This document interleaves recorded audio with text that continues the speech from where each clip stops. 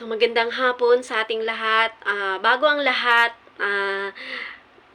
gagawa muna ako ng video bago dumating yung amo ko kasi alas 5 na guys. So, dalian natin itong video natin para makapagbigay ako ng reaksyon para kay Madam Liza Marcos. Kasi ngayon si Madam Liza Marcos nagsalita na tungkol sa mga hindi nila pagkakaunawaan ni Inday Sara. So, maganda to guys, no?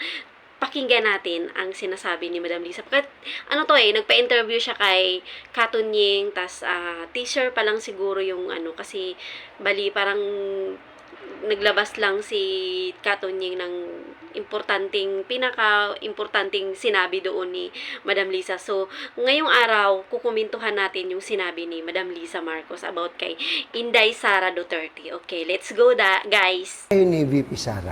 I was always kind to her. Sabi niyo, si cross the Tingnan line. niyo ng Ano ibig mabuti. sabihin nun? Wala nang reconciliation yan? I was always kind to her. Sabi niyo, si cross the line. Ano ibig sabihin nun? Wala nang Sinungaling siya, reconciliation no? yan? Sinungaling siya, sabi niya, I always kind to her. I'm always kind to her. Sabi niya, huh? Always daw? Always ba yung iniisnab mo si Inday Sara? Nakikita namin, Madam Liza, oy, wag mong i-deny yan. Wag kang dyan, wag kang sinungaling, okay? Nakikita ng taong bayan kung paano ka makikitungo kay Inday Sara bilang Vice President. Parang ikaw pa nga yung acting Vice President. Parang ikaw pa yung acting President para gaganon-ganunin mo lang si Inday Sara. Nag-viral pa nga yung video Bad shot nyo din. doon sa airport, di ba? Nainis na po for si Inday me, Sara. Tapos nasaktan ako sabihin mo, I because my always husband kind will to do her. everything to protect you. You ran together. Sama-sama I mean, for me, nasaktan ako because my husband will do everything to protect you. You ran together. Wait. Sama-sama. Ano sabi mo? Laging pinoprotektahan ni Bongbong Marcos si Inday Sara? Kailan? Wala kami nang tandaan, madam, Mayos ka, wala kaming natandaan. Nung tinanggalan ba ni Romualdez si Inday Sara ng budget sa DepEd, nagsalita ba si BBM? Asawa mo? Nagsalita ba? Di ba wala? Tuwang-tuwa ka pa nga siguro habang nagagano, no? Bote nga sa'yo. Di ba? Social nga lang yun.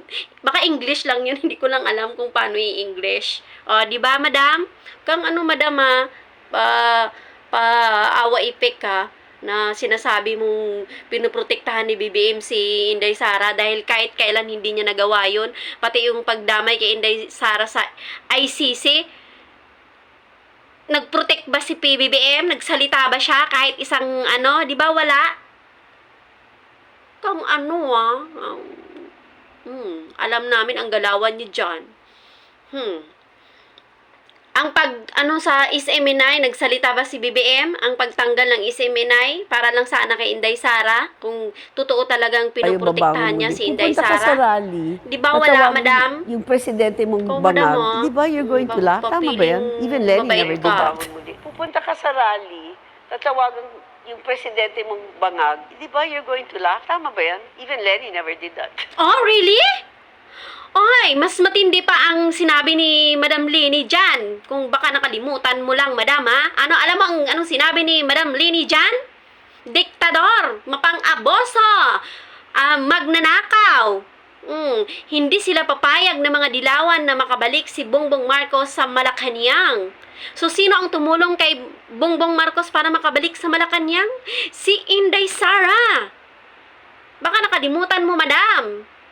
Sa bagay, hindi man kayo marunong tumanaw ng utang na loob, kaya limot nyo na yon. Nagiging presidente ba si husband mo kung hindi dahil kay Inday Sara? Dahil kung tutuusin, si Inday Sara sana ang naging presidente dahil mas mataas ang survey rating niya kaysa kay asawa mo, kay Bongbong Marcos. Tapos sasabihin mo, anong gusto mong mangyari?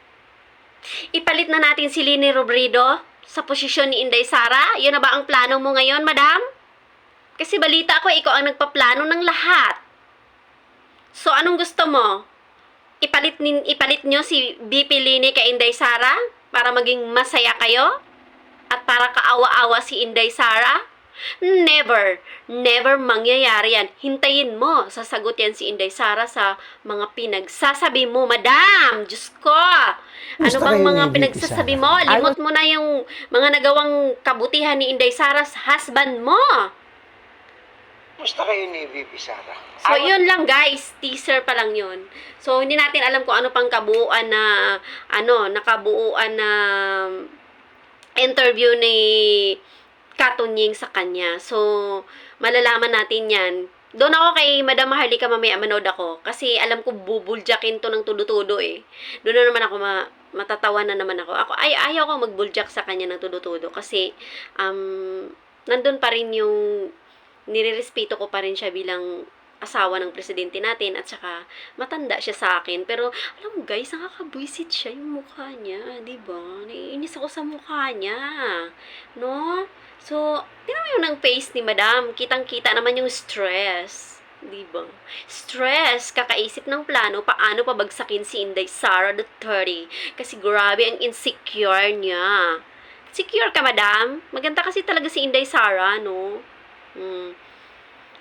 Ikaw, maganda ka naman siguro sana. Sana binawi na lang sa kalooban, pero nothing. Wala kami nakitang ganun. So, yun lang guys, no?